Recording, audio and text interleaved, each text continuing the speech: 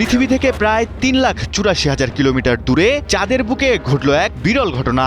Space এক্সের Falcon 9 রকেটের একটি পরিত্যক্ত অংশ সোজা গিয়ে আছড়ে পড়েছে চাঁদের পৃষ্ঠে। তবে এমন অবতরণ হঠাৎ করেই নয়। গত ১৯ মাস ধরে মহাকাশে ভেসে বেড়ানোর পর মধ্যাকর্ষণের টানে এই সংঘর্ষ। কিন্তু কেন ঘটল এমন ঘটনা, আর এ ঘটনায় কি বা জানতে চায় বিজ্ঞানীরা?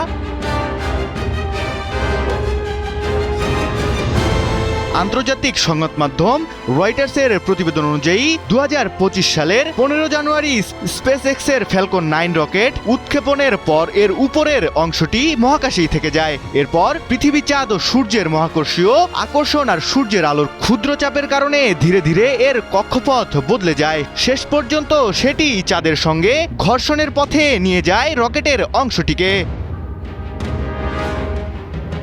তবে চাঁদে আঘাত করা বস্তুটি ছিল প্রায় ১২ মিটার লম্বা আর ওজনে ছিল প্রায় ৪,৫০০ কিলোগ্রাম। এমন ঘটনায় বিজ্ঞানীরা ধারণা করছেন ঘন্টায় প্রায় ৮,৭০০ কিলোমিটার গতিতে আঘাত হানায় চাঁদের মাটিতে একটি গর্ত তৈরি হয়েছে। ফলে ভবিষ্যতের চন্দ্রযান থেকে সেই স্থান পর্যবেক্ষণ করে ঠিক কী ঘটেছে সেখানে তা প্রকৃত চিত্র জানার চেষ্টা করবে গবেষকরা।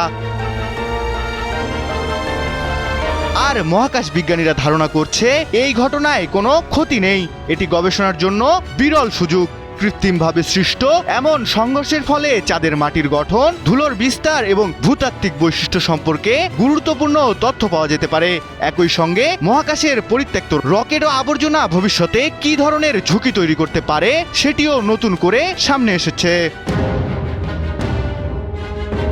তবে সামাজিক যোগাযোগ মাধ্যমে ছড়িয়ে পড়া এই ঘটনার কারণে পৃথিবীর জোয়ার ভাটায় প্রভাব পড়তে পারে এমন গুজবটি সম্পূর্ণ মিথ্যে। সাথে এর পেছনে কোনো বৈজ্ঞানিক ভিত্তিও নেই, কারণ চাঁদের বুকে ৪ টনের একটি রকেটের সংঘর্ষের কারণে পৃথিবীর জোয়ার ভাটায় কোনো প্রভাব পড়ার সুযোগ নেই। রকেটটি চাঁদের যে পাশে আছড়ে পড়েছে তা পৃথিবী থেকে দেখা যায় না। তাই বিজ্ঞানীরা এখন শুধু চাঁদের চারপাশে ঘুরতে থাকা মহাকাশগুলোর পাঠানো স্পষ্ট ছবির জন্য অপেক্ষা করছেন। এই নতুন গর্তটি পরীক্ষা করে চাঁদের মাটির নিচে লুকিয়ে থাকা কোটি বছরের অজানা উপাদান ও পানির সন্ধান পাওয়া যেতে পারে, যা মহাকাশ গবেষণায় নতুন পথ দেখাবে। তাই তো খুব আগ্রহ করেই অপেক্ষা করছে বিজ্ঞানীরা।